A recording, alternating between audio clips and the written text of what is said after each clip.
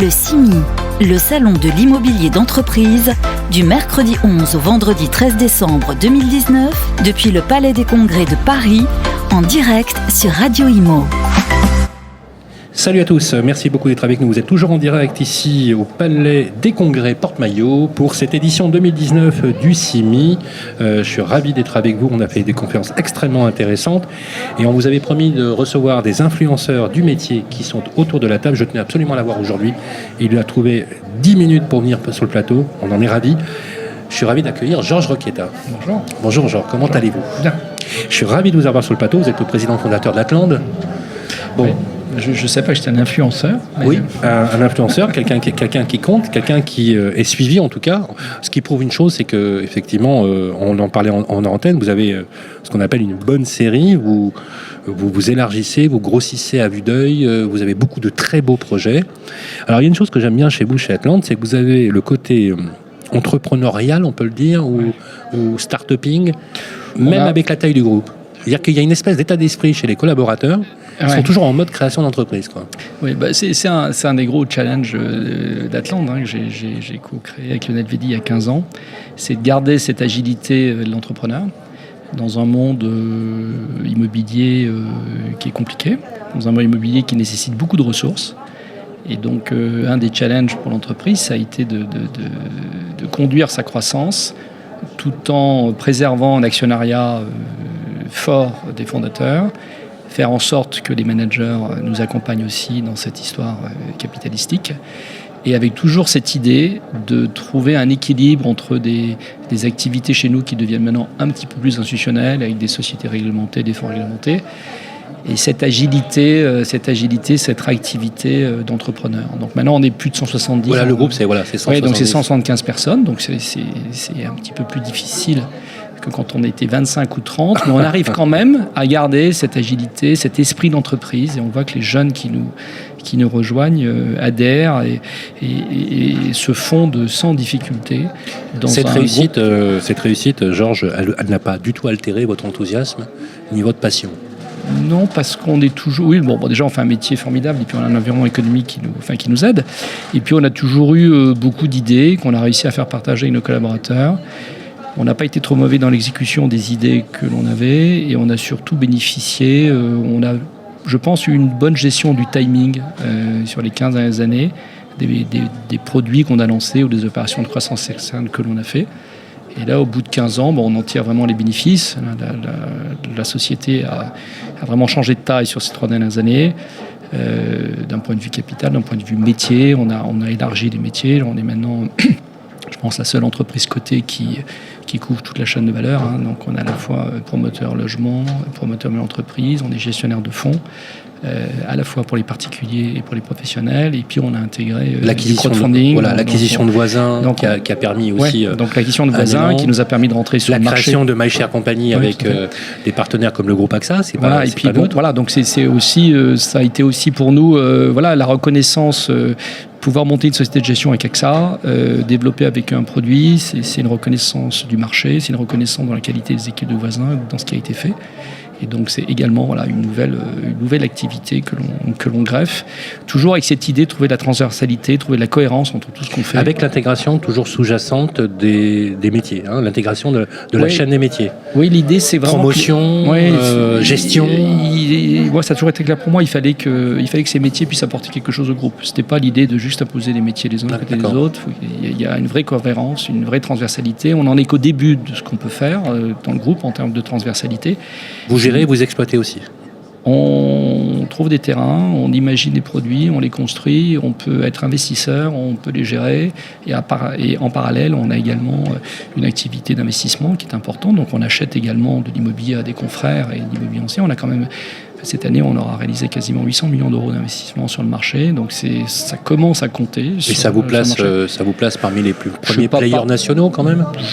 Je pense, le groupe voisin est dans les 5-6 premiers maintenant, alors que cette société, quand on l'a rachetée il y a 4 ans, était une toute petite entreprise, puisqu'elle gérait 200 millions d'euros, et là on est à 1,4 milliard, donc en 4 ans, avec des produits qui sont reconnus sur le marché, mais surtout une équipe qui a fait ses preuves, et une équipe qui est un peu une référence, je crois, dans le marché, en tout cas de l'épargne et des SCPI. Alors maintenant, à nous de relever d'autres challenges. Le challenge, c'est de également s'implanter maintenant dans le métier de gestion de fonds, c'est auprès des grands investisseurs. Donc, on a la chance de travailler avec un des plus gros investisseurs européens, qui est PGGM, qui est le plus gros fonds de pension, donc néerlandais. Donc avec eux, on aura investi à peu près 350 millions d'euros sur du bureau Valuade Paris Première Couronne. Donc maintenant, à nous de continuer à pouvoir développer des nouveaux produits, toujours en partenariat. Mais là, il y a le terrain de jeu Atlante, c'est donc France. Alors le terrain France de jeu métropolitaine. Terrain de jeu pour la promotion immobilière logement, c'est le Grand Paris. C'est le Grand Paris. Donc là, on a un petit peu plus de 3000 logements en production, une cinquantaine d'opérations. On va faire plus de 1000 ventes cette année. Donc une position qui est maintenant très visible sur le marché. Donc promotion, logement, c'est l'Île-de-France. L'investissement, c'est toute la France. Sur les 800 millions qu'on a réalisés, on a à peu près réalisé 50% donc en province. Et on commence l'étranger. On va faire notre premier investissement en Espagne sur un de nos véhicules cette année. Et on a pour ambition, petit à petit, de s'implanter en Europe. Quel est le projet d'Atlante ? C'est quoi le projet ? La vision de Georges Roqueta dans les 2 ans qui viennent, c'est de quoi ? De devenir aujourd'hui un pure player, un player important sur le plan européen ? Alors, nous, on n'est pas un pure player parce qu'on est très transversal en termes d'activité. Donc, on est un opérateur global de l'immobilier. Le métier d'Atlante... On pourrait même dire un ensemblier urbain. Oui, le métier d'Atlante, c'est de concevoir et gérer des produits d'investissement immobilier pour les particuliers et professionnels. C'est ça notre job. Au quotidien, c'est de réfléchir à des solutions d'investissement. Sur l'immobilier direct, ça peut être du logement, une entreprise, ou alors c'est le milieu direct, c'est des CPI, c'est des OPCI, c'est d'autres. Bien sûr. Donc l'ADN de la boîte et la raison d'être de la boîte, c'est on a 175 personnes qui pensent tous les jours comment je conçois et je gère des produits d'investissement pour les particuliers, donc les professionnels. Donc ça, c'est l'axe principal de développement de l'entreprise. On est encore tout petit en termes de part de marché, donc on a un potentiel de croissance assez fort dans tous les segments de marché sur lesquels on opère. Donc à nous d'être maintenant intelligents, à nous de bien comprendre le marché, qui n'est pas facile donc à comprendre, qui devient très très segmenté. Mais on va être plutôt sur une croissance organique. Maintenant, je crois qu'on va un peu lever le pied sur les croissances externes. On en a fait pas mal sur les 3-4 dernières années. Voilà. Bon, rétrospectivement, c'est sûr que quand vous voyez sur les 15 dernières années, vous devez être... c'est très satisfaisant, c'est jubilatoire. Hein.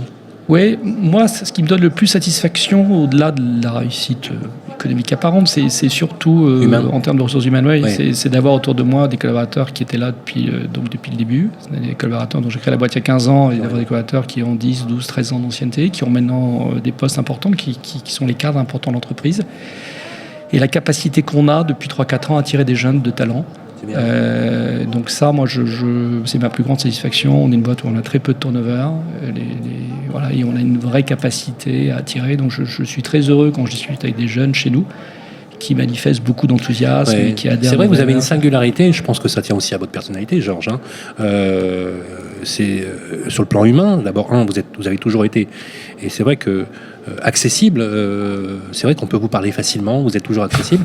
Vous n'avez jamais oublié, même si vous savez où vous voulez aller, d'où vous venez, ça c'est sûr. C'est important parce que cette proximité humaine, elle crée un lien particulier qui donne du sens à ce que l'on fait. Et effectivement, quand on voit les comportements on dirait entre guillemets des millennials, vous savez, quand on les recrute, ils veulent trouver du sens dans un travail, dans un nouveau job. Et c'est vrai que cette proposition que vous faites de l'avenir que vous construisez avec vos collaborateurs, vos proches collaborateurs, ça a quand même du sens. Alors justement, je voulais vous poser une question. On parle beaucoup de territorialité en ce moment. Vous avez remarqué, on est axé territoire, en dehors de la sacro-sainte métropole parisienne. Est-ce que pour vous, aujourd'hui, dans cette métropolisation qui s'annonce parfois un peu violente, faut le dire, parce qu'on vit des moments pas faciles dans les grandes villes, la mobilité, les problématiques aujourd'hui d'air intérieur, extérieur, de pollution, zéro carbone, zéro déchet, toutes ces questions qu'on se pose, est-ce que vous pensez, Georges, que l'évolution de la démographie et de la concentration urbaine amènera peut-être, par exemple, je prends la région francilienne, à aller peut-être jusqu'à Roubaix, Tourcoing, de s'élargir de plus en plus? Est-ce qu'il y a des territoires aujourd'hui où très peu d'investisseurs veulent aller? Ou peut-être Atlante, la foncière Atlante a un rôle à jouer déterminant? Et est-ce que pour revitaliser ces territoires, il ne faut pas un peu de courage pour certains investisseurs, même si parfois sur un tableur Excel, on vous dit là, il ne faut pas y aller, il n'y a pas de profondeur de marché, etc. Bon, ça, c'est une grande question. Ouais, c'est un vrai débat d'aujourd'hui. Oui, non, mais en fait. c'est un vrai débat. Et quand on est chef d'entreprise, on est aussi un acteur social, un acteur de la vie. Donc, on est obligé de prendre en compte tout ça. Bon, après, maintenant, il ne faut pas confondre la marge de manœuvre d'un entrepreneur, surtout dans l'immobilier. On est extrêmement dépendant des décisions des collectivités locales et de la politique. On est des acteurs à leur service. On a beaucoup de mal, à aller contre des décisions sur les décisions politiques. Donc nous, on suit, on essaye d'être à la hauteur des enjeux actuels, sociétaux, donc environnementaux. Mais voilà, on est des acteurs. Donc à nous de jouer pleinement ce rôle d'acteur dans nos métiers. Ensuite, en dehors de nos métiers, on peut intervenir et on peut socialement accompagner, aider, etc. Mais il ne faut pas aussi penser que l'entreprise crée le marché. Le marché est plus fort que tout. Ah oui, c'est clair. Voilà, le marché est plus fort que tout. C'est clair. Donc, on peut avoir de grandes idées, etc. Mais il y a beaucoup de projets qui n'ont jamais vu le jour parce qu'il n'y a pas de marché. Donc, c'est le marché. Il y a un risque, en revanche, effectivement, cette métropolisation. Il y a quand même 25% des Français qui vivent en milieux ruraux. Ces gens-là sont un peu abandonnés. Bien sûr. Et donc, on a un vrai risque. Roubaix à 55 minutes de Paris avec des friches foncières, une vraie alternative territoriale, un couloir vers la Belgique qui permet effectivement de développer. C'est devenu, comme vous le savez, un des premiers clusters tech immobilières avec la reconversion de Maïmo, qui était les sièges de la Redoute, avec des groupes comme Sergic par exemple. Ça doit encourager l'investissement. Oui, bien sûr. Mais vous savez, je dis souvent, moi, l'immobilier, c'est le transport. C'est la base de tout. Donc, si on arrive à créer les infrastructures, on sauvera ces territoires. Pour l'instant, c'est des territoires où il n'y a plus d'infrastructures, il n'y a plus de gares, les TER n'arrivent plus, il n'y a plus de postes, il n'y a plus rien. Vous savez que c'est le sens de ce qui gronde en ce moment. Donc, le transport, c'est le lien social. Et les gilets jaunes sont des gens qui ne sont pas raccordés, mais pas raccordés par les transports. Donc il faut quand même... Voilà. Donc je pense que les infrastructures, et ça, l'investisseur immobilier, il suit le mouvement, donc il s'y adapte. Mais il y a un impact colossal. On va voir le résultat du Grand Paris. Moi, je pense que le Grand Paris, à terme, d'ici 20 ans, va complètement modifier certains territoires. Et si effectivement on arrive à avoir des liaisons jusqu'à Roubaix, qui sont des liaisons performantes, ça sera la seule façon d'irriguer ces territoires. Le problème, c'est que pour l'instant, on s'est concentré on a créé des liaisons, ce qui est normal, prioritairement sur des territoires qui étaient déjà très riches. On a raccordé Lyon en 2 heures, on a raccordé Bordeaux en 2 heures, etc. Voilà. Mais maintenant, il faut penser à ces territoires. Il faut penser à ces territoires non plus en termes d'investissement et de retour sur l'investissement politique. Il faut penser à ces territoires en termes d'investissement social. Il faut dépenser de l'argent pour raccorder ces territoires. Et si on les raccorde, l'immobilier donc arrivera. Mais on a un vrai déficit en termes d'infrastructure. Voilà. Dernière chose, Georges, on voit bien que le processus de dématérialisation, de digitalisation, on en est quand même bien loin dans l'immobilier d'entreprise, quand on voit. Même si les entreprises se dotent de direction innovation et qu'elles tentent effectivement d'avoir cette conversion. Est-ce que chez Atland, vous avez définitivement adopté un processus de digitalisation favorisant par exemple l'émergence de nouveaux services et optimisant la productivité, par exemple la proximité que vous avez avec vos usagers, vos clients? Est-ce que vous percevez que dans la proposition de valeur, cet élément-là sera déterminant pour la politique à venir dans les nouvelles appréhensions du droit à la fois du droit au bail, je parle des baux commerciaux et des baux de bureaux qui sont en train d'être révisés, mais je fais aussi allusion, vous savez, à l'amendement de Jean-Luc Laglaise, le député de Haute-Garonne. Vous vous rendez compte, on a adopté quand même dans la loi la séparation du bâti et du foncier. Oui, tout à fait. Bon, il y a plusieurs sujets dans ce que vous dites. Sur le digital, moi je suis toujours... j'ai toujours été... j'ai une vision... La révolution digitale, je dis toujours... j'aime pas beaucoup ce mot révolution digitale, parce que je pense que digital, c'est un outil. C'est un outil qui accélère les tendances. Au service d'eux. Oui, et au service d'eux. Donc il ne faut pas croire que le digital va tout changer, nos business models, etc. Pour construire un bâtiment, il faudra toujours des ouvriers, du gros œuvre... et puis du béton, voilà. Donc faut faire attention. Il ne faut pas succomber à la tendance générale en disant que le digital va tout révolutionner, donc va tout changer. En revanche, c'est un accélérateur de tendance et c'est un outil qui va effectivement permettre de nous rapprocher de nos clients, de mieux comprendre ce client. Donc chez Atland, on travaille beaucoup sur la relation client et donc et j'englobe la relation locataire, j'englobe ça aussi la relation souscripteur. Donc il faut qu'on connaisse mieux nos clients et le digital c'est un moyen de mieux les connaître et de mieux les servir. Et puis ensuite, il y a des clients qui, grâce au digital, peuvent accéder à certains des produits. Par exemple, les SCPI, actuellement, le mode distribution de SCPI, c'est un mode qui est très intermédiaire. Le digital va permettre à des budgets plus modestes de pouvoir accéder à ce type d'investissement. Donc, par exemple, dans le monde de l'épargne, le digital va beaucoup changer, je pense, la relation entre les particuliers et puis les investissements. Mais nous, dans l'entreprise, la priorité pour nous sur le digital, c'est la relation client. C'est l'améliorer, offrir un meilleur service, mieux le connaître. Voilà. Ensuite, on verra où est-ce qu'on peut l'étendre. Mais en tout cas, nous, le client, il est au cœur de notre, comme beaucoup de chefs d'entreprise, mais il est vraiment au cœur de notre stratégie et on a un vrai travail alors actuellement à faire pour mieux le connaître. N'avez-vous pas l'impression que la tech française, comme vous le savez, moi je suis vice-président de French PropTech, le succès de la tech française, c'est de placer d'abord l'homme au cœur de cette préoccupation urbaine. Et là, je la mets par exemple en rapport avec ce que fait Google, avec Google, la société d'aménagement, avec le concours qu'ils ont gagné à Toronto et dans d'autres villes, où ils partent d'un principe où l'humain, finalement, ne sera pas forcément l'élément majeur de ce qui se construira demain avec les outils, les IoT, tous les objets connectés. Et j'ai l'impression, alors vous me dites si je me trompe, mais j'ai l'impression qu'en France, on aime replacer l'église au cœur du village, l'humain au cœur de cette place publique et qu'on construit autour. Et ça marche.